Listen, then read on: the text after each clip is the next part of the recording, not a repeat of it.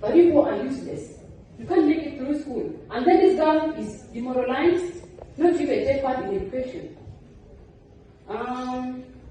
Cultures and traditional norms or customs have made all the females to be vulnerable in society. Only 10% of the females, imagine, 10% of the females know how to read and write. And these are only brought up in urban areas. My question is, how about participation, which must be equal between boys and girls in order to achieve a national development? But you see that in our country, really, there is so much gap between education that the girl receives from that of the boys. According to Sustainable Development Goal 2030 Agenda, it advocates on the equal participation of every child in education, regardless of gender and economic status. Back in our country, this is not applicable. It is the boys that are given a priority to go to school. And yet it is in the 2030 Agenda that every person has the right to education.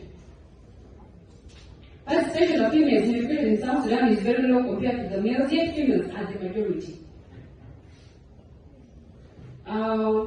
The annual school census of 2016 indicated that the percentage of the female enrollment both in primary and secondary is 45%, and this has raised the concern of the academician and the international partners who are working hard to bring females to participate in education. So, ladies and gentlemen, you see that our percentage, and this is the enrollment, by 2017, we had 44% both in primary and secondary, and yet we are the majority. So I think we got a lot to do. And I pass the same question to each one of us who is for this dialogue. What is our role in ensuring that female knowledge?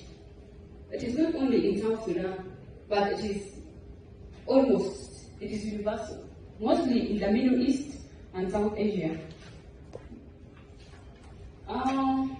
Difficulties faced by females in participating in education. That is the girl child. To the research of Charity G and Dr. Catherine, they stated that females are not getting education because of a long-held cultural tradition regarding marriage in exchange of dowry. Parents married off their daughters at an early age because of poverty.